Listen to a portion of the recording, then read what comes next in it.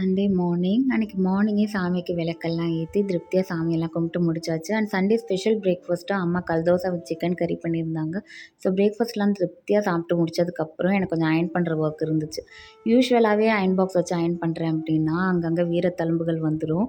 And நான் iron பண்ணுற கிளாத்தில் அடையாளத்தையும் போட்டு விட்டுருவேன். அங்கங்கே ஓட்டையாக்கி வச்சுருவேன். ஸோ நல்ல ஒரு ப்ராடக்ட் சர்ச் பண்ணிகிட்ருக்கப்ப தான் அமேசானில் came to know about this மிஸ்க் brand garment steamer. Such a useful product and worth for மணி.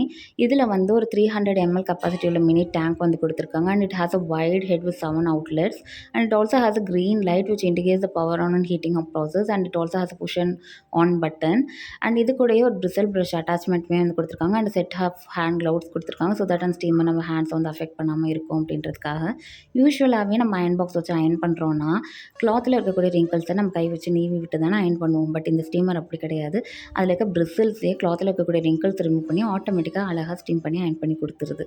எனக்கு ஒரு செட் ஆஃப் 25 க்ளோத்ஸ் இருந்துச்சு. அது எல்லாமே 1 ஹவர்க்குள்ளே அழகாக அயர்ன் பண்ணி எடுத்து வச்சுட்டேன். அண்ட் இன்றைக்கி அயர்னிங் ஒர்க் இருக்கிறதுனால ஆஃப்டர்நூன் லஞ்சுக்கு சிம்பிளாக குஸ்கா தான் வந்து பிளான் பண்ணியிருந்தேன்.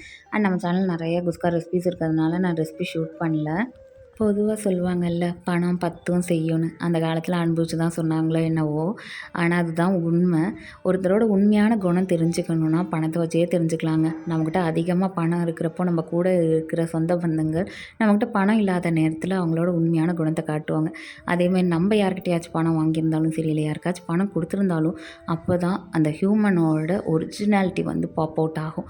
நீங்கள் இந்த மாதிரி ஏதாச்சும் வந்து சம்பவங்கள் வந்து இப்போ லைஃப்பில் சந்திச்சிருக்கீங்களா அப்படின்னு சொல்லி கமெண்ட்டில் சொல்லுங்கள். நான் அன்றைக்கி வந்து கலாக்கா இருந்துச்சு. ஸோ அதை வந்து இடிக்கல்ல போட்டு கொஞ்சமாக உப்பு, மிளகாய் தூள்லாம் போட்டு இடித்து அது வந்து சாப்பிட்டேன். டேஸ்ட் அப்படி இருந்துச்சு. அண்ட் மீதி கலாக்காவை அம்மா வந்து ஊறுகாய் போட்டு வச்சுட்டாங்க. ஓகே, உங்களுக்கு இந்த வீடியோ பிடிச்சிருந்தா சேனலில் லைக் கொடுங்க. நம்ம வேறு இன்ட்ரெஸ்டிங் வீடியோ பார்க்கலாம். Take care, Tata, bye bye.